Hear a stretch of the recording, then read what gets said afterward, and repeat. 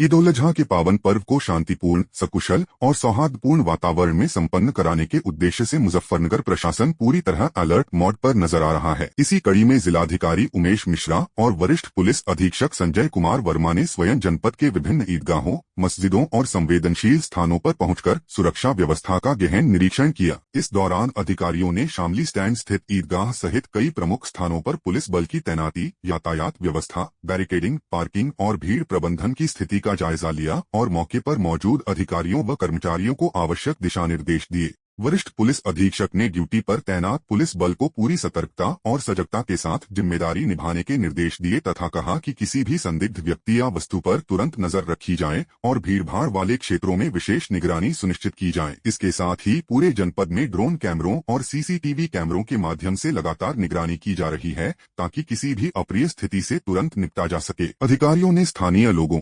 धर्मगुरुओं और गणमान्य व्यक्तियों से संवाद कर उन्हें ईद की शुभकामनाएं दी और आपसी भाईचारे, शांति और सौहार्द के साथ पर्व मनाने की अपील की। प्रशासन ने स्पष्ट किया है कि किसी भी प्रकार की अफवाह या असामाजिक तत्वों पर कड़ी कार्रवाई की जाएगी और कानून व्यवस्था से किसी भी प्रकार का समझौता नहीं किया जाएगा। हाँ, देखिए, आज ईद उल जुहा आज जो पर्व है उसमें पूरी ड्यूटी जो हमारे एसपी सिटी डीएम साहब और एडीएम साहब सभी अधिकारी यहाँ पर मौजूद हैं। शामली स्टैंड की ये जो नमाज देखिए आपके सामने सकुशल संपन्न हो रही है। बाकी पूरे जनपद में जो है 7:30 बजे तक पूरी नमाज सकुशल संपन्न हो जाएगी। सब जोन और सेक्टर प्रणाली द्वारा ड्यूटियाँ लगाई गई थी। सारे हमारे ऑफिसर जितने सीओ हैं, सारे जो डीएसी है या जो भी डिप्लॉयमेंट किया गया था हर जगह मौजूद है और सभी ड्यूटियाँ उपस्थित बकायदे हैं और इसलिए पहली हमारी नमाज जो सकुशल संपन्न हो रही है। बाकी पूरे जनपद में सकुशल ये नमाज संपन्न होगी आज।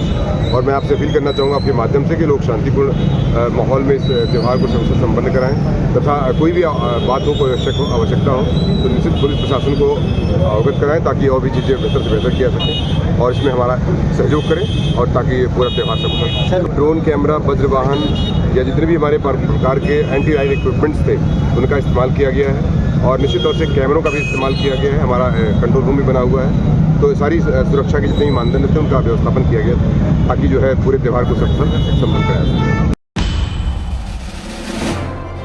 मुजफ्फरनगर में लोकमाता अहिल्याबाई होलकर की 301वीं जयंती के उपलक्ष्य में राज्य मंत्री कपिल देव अग्रवाल ने अस्पताल चौराहे स्थित अहिल्याबाई चौक पर स्वच्छता अभियान चलाया। इस दौरान उन्होंने प्रतिमा की साफ सफाई कर श्रद्धांजलि अर्पित की और स्वच्छता व सांस्कृतिक संरक्षण का संदेश दिया। मंत्री ने कहा कि 31 मई को लोकमाता अहिल्याबाई होलकर की जयंती पूरे देश में श्रद्धा के साथ मनाई जाएगी। उन्होंने लोगों से उनके आदर्शों को अपनाते हुए स्वच्छता, सेवा और राष्ट्रहित के लिए कार्य करने की अपील की। इस अवसर पर भाजपा पदाधिकारी और स्थानीय नागरिक भी मौजूद रहे।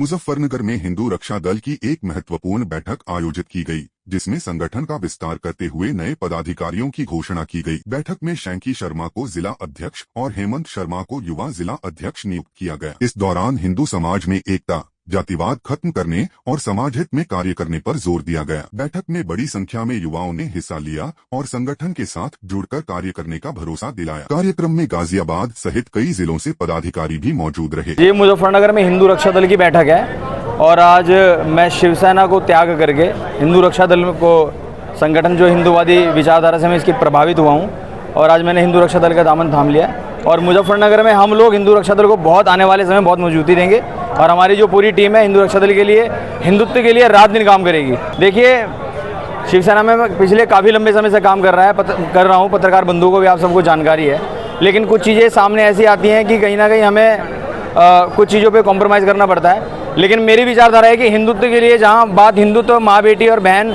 और देवी देवताओं पर हो, हमारी धार्मिक किसी यात्रा को लेकर के हो, तो वहाँ कॉम्प्रोमाइज़ मेरे मन में कोई बात नहीं है।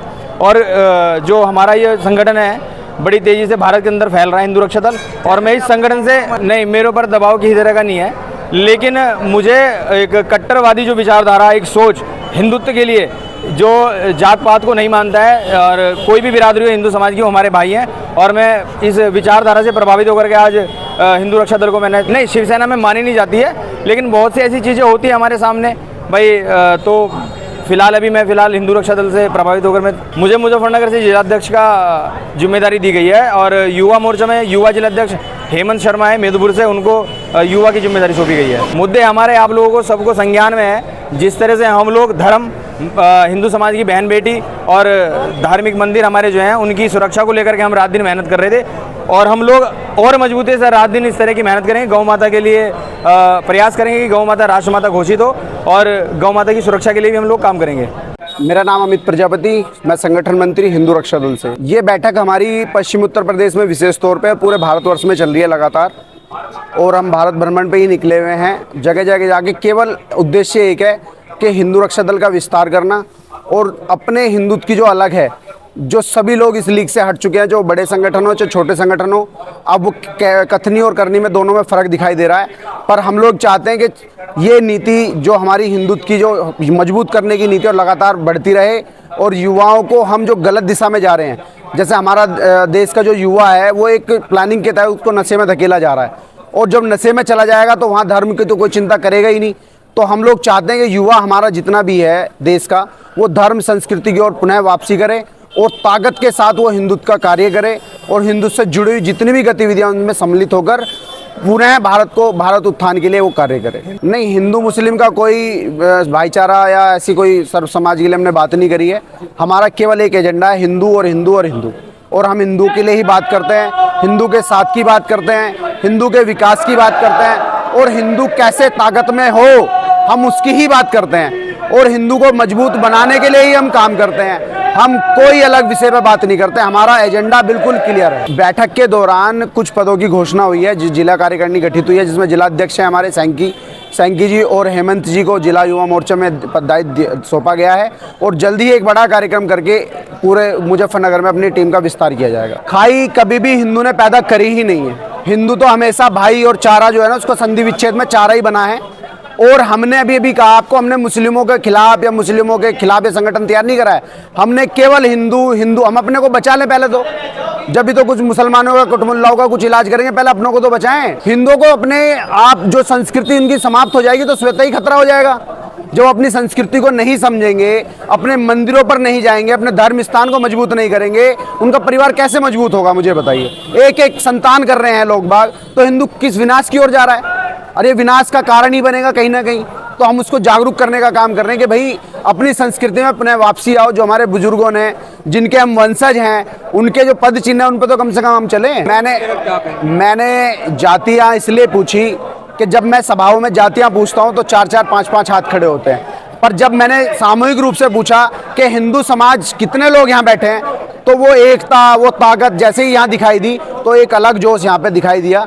तो ये किसी विशेष जाति के लिए नहीं था, मैं ये बताना चाह रहा था कि हम जातियों में बट कर हिंदुत्व का कार्य नहीं कर सकते, और कोई ऐसी जाति नहीं है जो स्वतः ही अकेली धर्म का कार्य कर सकती है। हमें सभी जातियों को साथ लेकर, तो ये विषय था, हमारा बड़ा विषय था कि जातियों पर उन्होंने कम ध्यान दिया। जब हिंदू की बात आई तो आपने पूरी वीडियो देखते, आप पूरी ताकत से दोनों हाथ उन्होंने खड़े किए, तो अच्छी बात है, क्योंकि हम हिंदुत्व के योद्धाओं को तैयार कर रहे हैं, एक सेना का निर्माण कर रहे हैं, जो भविष्य में अगर जैसे सेना बॉर्डर पर लड़ती है, अगर भारत को जरूरत पड़ेगी तो सेना यहाँ पर तैयार इनको मिलेगी, जो भारत के जो गृह युद्ध जैसे आसार बन जाए कभी, या आंतरिक कोई सुरक्षा की बात आएगी, तो ये सेना उनके लिए तैयार खड़ी।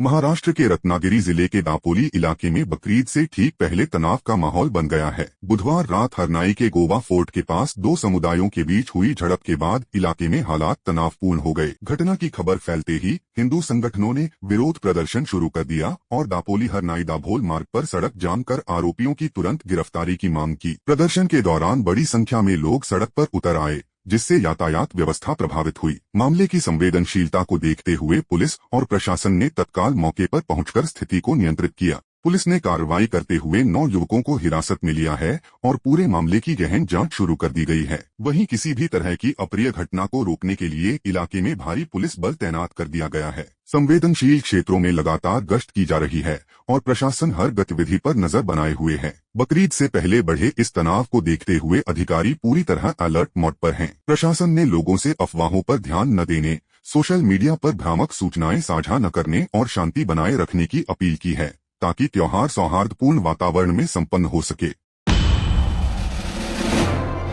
देश भर में बकरीद का पर्व उल्लास और भाईचारे के साथ मनाया जा रहा है। इसी क्रम में उत्तर प्रदेश के नोएडा के सेक्टर 8 स्थित मस्जिद में भी बड़ी संख्या में मुस्लिम समाज के लोगों ने बकरीद की नमाज अदा की। सुबह से ही नमाजियों का मस्जिद पहुंचना शुरू हो गया था और लोगों ने देश में अमन, चैन, खुशहाली और तरक्की की दुआ मांगी। बकरीद के मौके पर नोएडा पुलिस पूरी तरह अलर्ट मोड पर नजर आई। प्रशासन की ओर से मस्जिद और आसपास के संवेदनशील इलाकों में सुरक्षा के व्यापक इंतजाम किए गए थे। भारी पुलिस बल और पीएसी की तैनाती के साथ ड्रोन कैमरों और सीसीटीवी के जरिए पूरे क्षेत्र की कड़ी निगरानी की गई। पुलिस और प्रशासनिक अधिकारी लगातार मौके पर मौजूद रहकर सुरक्षा व्यवस्था का जायजा लेते रहे। अधिकारियों ने लोगों से शांति, सौहार्द और भाईचारे के साथ त्योहार मनाने की अपील की और किसी भी तरह की अफवाहों पर ध्यान न देने की सलाह दी। पूरे आयोजन के दौरान माहौल पूरी तरह शांतिपूर्ण रहा और लोगों ने आपसी सद्भाव के साथ बकरीद का पर्व मनाया।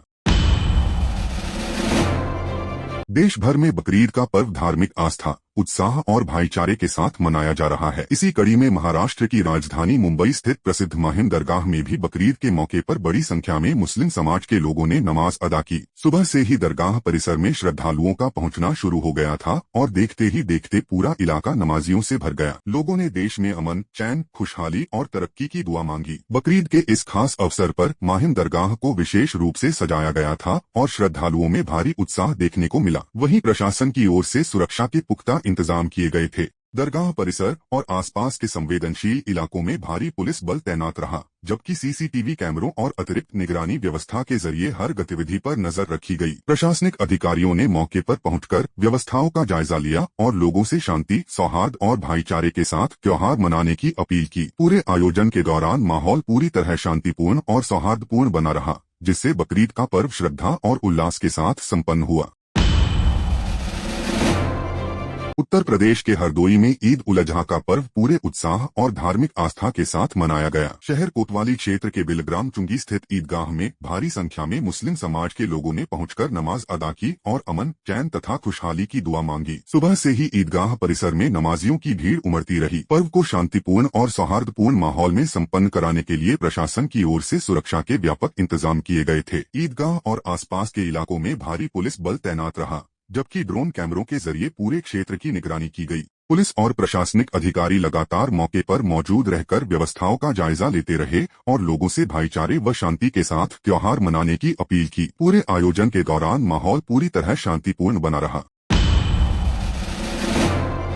मध्य प्रदेश की राजधानी भोपाल से ट्विशा शर्मा डेथ केस को लेकर बड़ा अपडेट सामने आया है। मामले में आरोपी गिरिबाल सिंह के खिलाफ जांच अब और तेज हो गई है। गुरुवार को सीबीआई टीम आरोपी के घर पहुंची और वहां गहन जांच की गई। इस दौरान टीम ने घर की 3D स्कैनिंग भी की, जिससे हर एंगल से साक्ष्य जुटाने की कोशिश की गई। जानकारी के मुताबिक आरोपी ने जबलपुर हाई कोर्ट में अग्रिम जमानत याचिका दाखिल की थी, जिसे अदालत ने खारिज कर दिया है। कोर्ट के फैसले के बाद सीबीआई ने अपनी जांच और तेज कर दी है। फिलहाल पूरे मामले में सीबीआई लगातार सबूत इकट्ठा कर रही है और हर पहलू की बारीकी से जांच की जा रही है, ताकि सच सामने आ सके।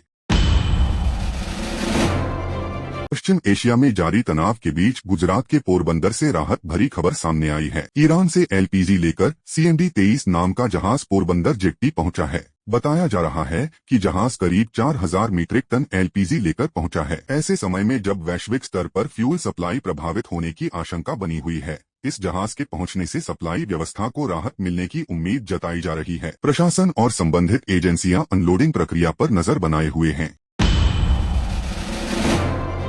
दिल्ली की राजनीति से बड़ी खबर सामने आई है, जहां भारतीय जनता पार्टी ने अपने संगठन में अहम बदलाव करते हुए सांसद हर्ष मल्होत्रा को दिल्ली प्रदेश अध्यक्ष की जिम्मेदारी सौंपी है। हर्ष मल्होत्रा हाल ही में लोकसभा चुनाव जीतकर पहली बार सांसद बने थे और उन्हें मोदी सरकार में मंत्री पद भी दिया गया था। इससे पहले वे दिल्ली भाजपा में महासचिव के पद पर भी कार्य कर चुके हैं। पार्टी ने उन्हें पूर्वी दिल्ली सीट से उम्मीदवार बनाकर मैदान में उतारा था, जहां उन्होंने जीत दर्ज की थी। खास बात यह है कि पार्टी ने उन्हें गौतम गंभीर की जगह चुनावी मैदान में उतारा था। अब प्रदेश अध्यक्ष बनने के बाद दिल्ली बीजेपी में नई ऊर्जा और उत्साह देखा जा रहा है और कार्यकर्ताओं में खुशी की लहर है। मैं पार्टी के शीर्ष नेतृत्व का, आदरणीय मोदी जी का, आदरणीय राष्ट्रीय अध्यक्ष जी का, गृह मंत्री जी का, आदरणीय नड्डा जी का, दिल्ली के शीर्ष नेतृत्व का, हमारी मुख्यमंत्री रेखा जी का, हमारे पूर्व अध्यक्ष वीरेंद्र सचदेवा जी का बहुत बहुत आभारी हूं कि शीर्ष नेतृत्व ने मेरे ऊपर इतनी बड़ी जिम्मेदारी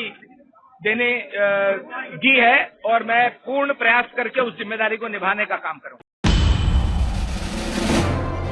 हालांकि दिल्ली यूनिवर्सिटी बड़ी अच्छी और रिनाउंड यूनिवर्सिटी है और सेकुलर काम वहाँ पे होते हैं, लेकिन मुझे लगता है कि अब उसके अंदर भी आरएसएस का अतिक्रमण हो गया।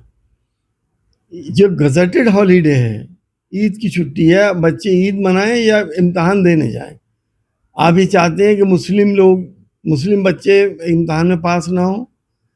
कल को आप हो सकता है किसी यूनिवर्सिटी में ये भी सुन लें कि होली के दिन इम्तहान हो रहा है या दीपावली के दिन इम्तहान हो रहा है। ये परंपरा बहुत गलत है। ये त्यौहार लोगों को जोड़ने के लिए होते हैं, लोगों को तोड़ने के लिए नहीं।